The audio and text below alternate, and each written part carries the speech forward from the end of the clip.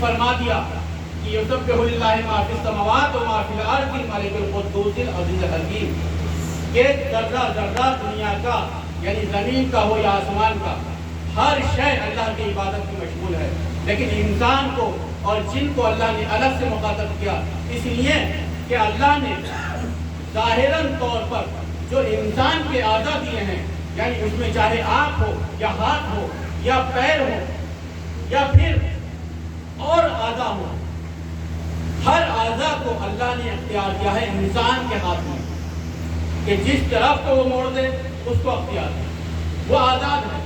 اگر آنکھ سے دیکھتا ہے تو وہ حرام کی طرف دیکھے یا حلال کی طرف دیکھے، قدم بڑھائے تو مسجد کی جانب قدم بڑھائے یا پھر میکدے کی جانب قدم بڑھائے۔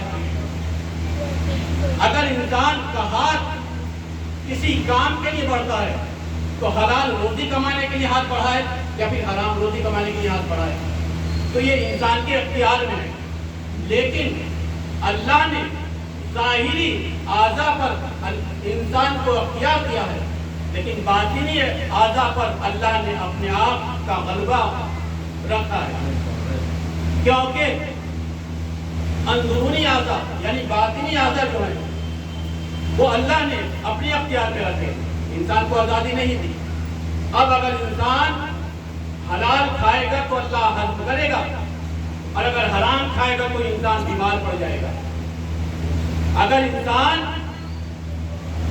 حلال روزی کمانے کے بعد حلال کھاتا ہے تو اللہ خوش ہوتا ہے، اسے تندرست بناتا ہے، اور وہاں پر ہی اگر حرام غذا اس کے پیٹ میں اس کے شکم میں چلی جاتی ہے تو پھر وہ ایک شیطان نما بن جاتا ہے۔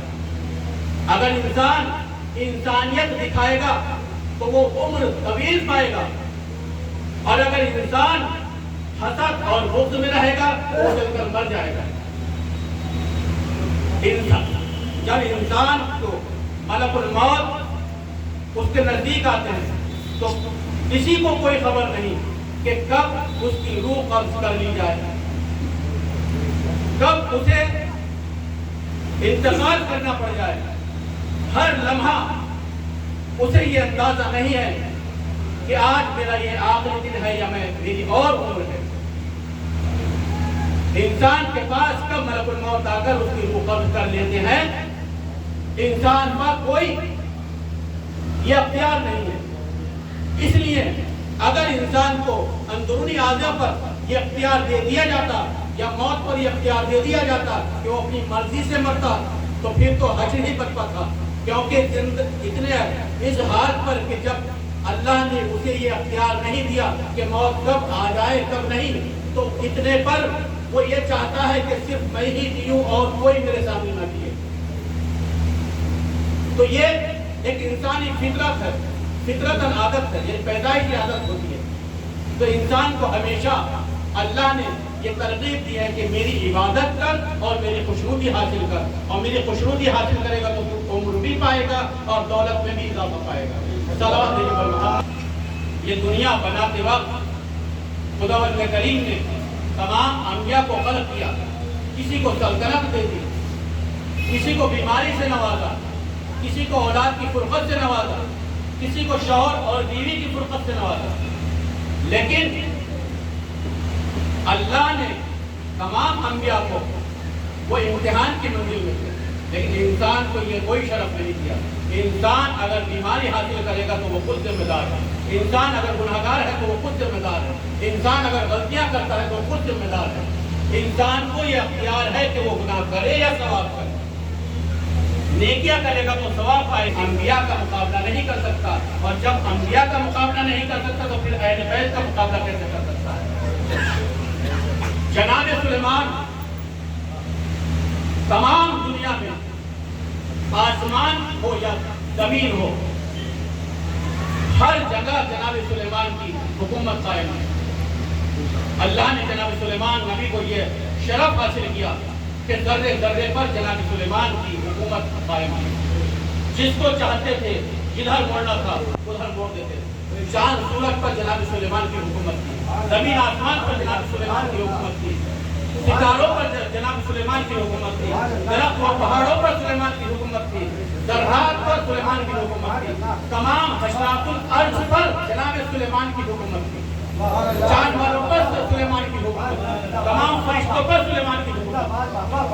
तो अज़ीज़ान मोहतरम, जब जनाब सुलेमान की हुकूमत तमाम दुनिया में थी, तो अब मेरे मौला अली मुश्किल कुशा जब नमाज के दौरान अंगूठी पेश करते हैं, अंगूठी अपनी पेश करते हैं साहिल को, तो वो साहिल को अंगूठी पेश करना क्या माना रखता है?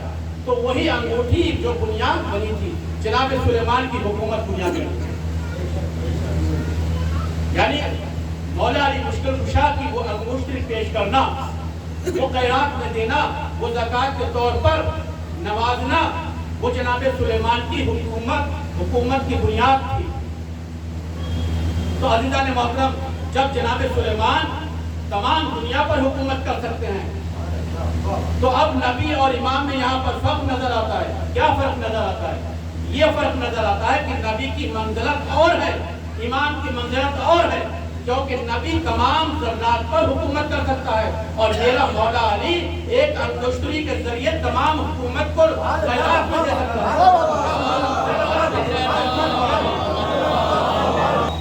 अज़ीज़ान मोहतरम, यह है नबी और इमाम की फजीलत। नबी और इमाम का कोई मुकाबला नहीं है। नबी की फजीलत अपनी जगह, लेकिन इमाम की फजीलत अपनी जगह। इमाम का रुतबा रसूल अकरम की वजह से, रसूल अकरम के सबब से तमाम नबियों से आला है, इसलिए नबी और इमाम का मुकाबला कोई नहीं कर सकता। तो जब मेरे मौला अली नमाज के दौरान साइल का सवाल पूरा करते हैं और अंगूठी पेश करते हैं, तो वहां पर तमाम हुकूमतें कुर्बान जाती हैं। तो अब मैं ये कहूँगा कि हुकूमत देने वाले, खिलाफत लेने वाले, खिलाफत पर झगड़ा करने वाले ये ना समझें कि अली खिलाफत के माज़ल्ला लालच में काम कर रहे थे या मौला अली को हुकूमत चाहिए थी। लोग कहते हैं ना कि मौला अली को हुकूमत चाहिए थी, मौला अली चौथे खलीफा है। नहीं, खलीफा और है, हुकूमत और है, क्योंकि मेरा अली, मेरा मौला अली आसमान से यानी अल्लाह के जरिए जमीन में अपनी हुकूमत लेकर आया था। अब अली को हुकूमत देने वाला कौन बनता है? यानी हुकूमत अली बांटते हैं, लेते नहीं। सल्लल्लाहु अलैहि वसल्लम मोहम्मद